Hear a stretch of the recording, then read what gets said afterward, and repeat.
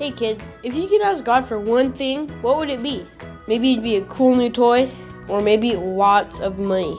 Well, in today's lesson, we're going to learn about a guy named Solomon. He asked God for something very important. After David died, his son Solomon became king of Israel.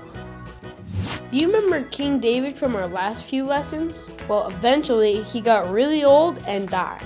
As he reached the end of his life, he gave his son Solomon some words of advice, and he made him king. After Solomon had been king for a while, he prayed and asked God for something that he thought would make him a better king. Maybe he asked for big muscles or a strong army. What do you think he asked for? Solomon's one request for God was for wisdom. Wow, bet that's not what you expected. He could have asked for anything in the whole world, and he asked to be wise. But what does it mean to be wise?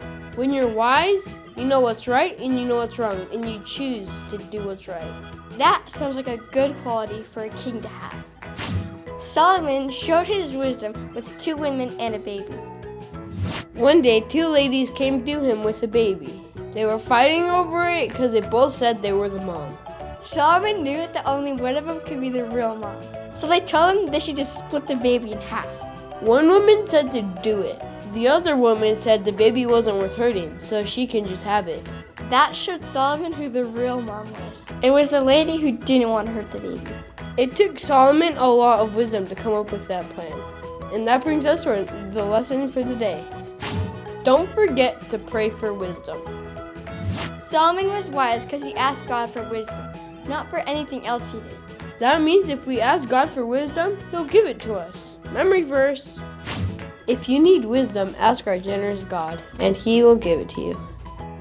We can be just as wise as Solomon if we just ask for it. So kids, next time you're thinking of what to ask for, if you can have anything, remember this lesson. And remember, toys and money are great, but wisdom is better.